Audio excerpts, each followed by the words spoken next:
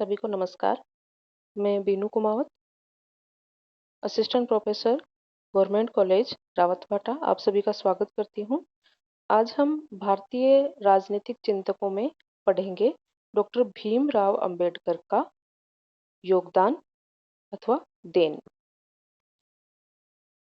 Doctor Bhimrao Ambedkar Bharatiya Samaj की सेवा और उद्धार के लिए इन्होंने अपना जीवन समर्पित किया और जिन व्यक्तियों कि भारतीय समाज को महत्वपूर्ण देन के रूप में हम याद करते हैं, उनमें डॉक्टर भीमराव अंबेडकर का स्थान प्रमुख स्थान है। तो आइए चलते हैं इनकी हमारे समाज, हमारी राजनीतिक व्यवस्था को क्या महत्वपूर्ण देन है, इसी मूल्यांकन को लेते हुए हम चलेंगे। सबसे पहले हम देखते हैं वर्ण व्यवस्था, जाति व्यवस्था पर उचित और आवश्यक और शक्तिशाली प्रहार इन्होंने किया। यानी भारतीय समाज की जो कुरीतियां थी, वर्ण व्यवस्था और जाति व्यवस्था, इनके ऊपर प्रहार करने का प्रयास इन्होंने किया। जाति व्यवस्था के उदय की चाहे जो भी परिस्थिति रहा हो, वास्तविक व्यवहार में ये सर्वाधिक अन्यायपूर्ण व्यवस्था है अगर आज के संदर्भ में हम देखें, और इसीलिए आज इस व्यवस्था का कोई औचित्य नहीं है। डॉक्टर अंबेडकर ने सत्य के रूप में इस बात का प्रतिपादन किया कि जाति व्यवस्था पूरी तरह से अवैज्ञानिक है, अव्यवहारिक है, अन्यायपूर्ण है सभी व्यक्तियों के लिए। आर्थिक क्षेत्र में इसने कार्य कुशलता को आघात पहुंचाया है और सामाजिक जीवन में जड़ता और रूढ़िवादिता और विद्वेष को जन्म दिया है, और कुछ जातियों को पद दलित इस व्यवस्था के नाम पर किया गया है। तो दलितों के मसीहा के रूप में आधुनिक भारत में इनको जाना जाता है। स्वामी दयानंद सरस्वती, स्वामी विवेकानंद, महात्मा गांधी और अन्य बहुत सारे महापुरुषों ने अपने अपने तरीके से दलितों के उद्धार के प्रयत्न किए, लेकिन इन सभी व्यक्तियों का कार्यक्षेत्र बहुत व्यापक था और दलितों का उद्धार का उनका जो विविधतापूर्ण कार्यक्षेत्र था, उसी का एक अंग था। लेकिन डॉक्टर अंबेडकर दलितोद्धार के प्रति इतने समर्पित थे कि ये उनके जीवन का सर्वप्रमुख संकल्प था।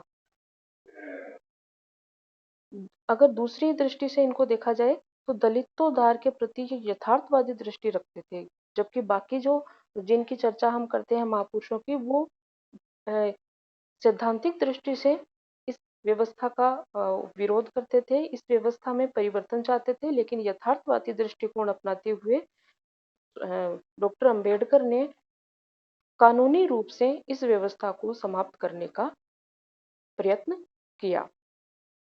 दलितोद्धार डॉक्टर अंबेडकर के जीवन का प्रमुख लक्ष्य था और महत्वपूर्ण तथ्य यह है कि डॉक्टर अंबेडकर ने दलितोद्धार के प्रति पूरे सैद्धांतिक दृष्टिकोण को नहीं, बल्कि यथार्थवादी दृष्टिकोण को अपनाया।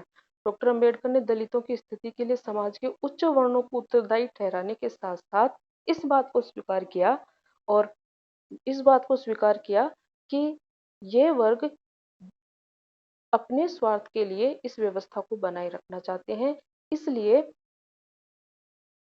कानूनी तौर पर इस व्यवस्था को समाप्त किया जाना चाहिए। साथ ही दलितों को अपनी बुरी आदतें और हीनता की भावना को त्यागना चाहिए और आत्मसम्मानपूर्ण जीवन की ओर प्रवृत्त होना चाहिए। उन्होंने अपने पत्रों और भाषणों में इस बात पर बल दिया कि अछूतों को दूसरों से मांगना, झूठ बोलना, मुर्दा जानवर खाना छोड़ देना चाहिए। नारी उत्थान के कार्य की दिशा में इनके योगदान को देखें तो भारत में सभी वर्णों की स्त्रियों को परंपरागत जीवन में दलितों जैसी स्थिति प्राप्त रही है, और डॉक्टर अंबेडकर ने दलितों के साथ साथ नारी उत्थान का कार्य भी इन्होंने किया। अंबेडकर भारतीय परिवार व्यवस्था में स्त्रियों को पुरुषों के अधीन तथा उन पर निर्भर समझे जाने की प्रवृत्ति पर उन्होंने विरोध किया। अंबेडकर की मान्यता थी कि स्त्रियों के शिक्षा और सामाजिक जीवन के अन्य सभी क्षेत्रों में पुरुषों के समान ही उनको अवसर प्राप्त होने चाहिए। हिंदू समाज में स्त्रियों को संपत्ति में उत्तराधिकार, निसंतान होने पर गोद लेने का अधिकार, पुनर्विवाह का अधिकार नहीं था। अंबेडकर ने स्त्रियों के प्रति विद्यमान इन भेदभावपूर्ण स्त्रियों का अंत करना आवश्यक माना और इसी उद्देश्य से उन्होंने Hindu code bill Hindu code bill तैयार किया तथा संसद में उसे पारित करवाने के गंभीर प्रयास भी किए। इसके बाद देखते हैं इनके योगदान को। भारतीय संविधान निर्माण में प्रमुख योगदानकर्ता के रूप में भूमिका। ये हम सभी जानते हैं कि डॉक्टर अंबेडकर का संविधान निर्माण में उनकी भूमिका और योगदान को देखते हुए इनको भारतीय संविधान का जनक की संज्ञा दी जाती है। ये अपूर्व वैधानिक प्रतिभा के धनी थे और नेहरू और पटेल आदि कांग्रेसी नेताओं ने उनकी इस प्रतिभा को समझकर उन्हें संविधान सभा की महत्वपूर्ण समिति प्रारूप समिति का अध्यक्ष बनाया था। उसके उनके नेतृत्व में देश के लिए एक ऐसे संविधान का निर्माण हुआ जो शांति काल और संकट काल दोनों ही परिस्थितियों में देश की एकता को बनाए रखने में समर्थ है। अगला जो उनका विचार है सामाजिक अन्याय और सामाजिक लोकतंत्र का।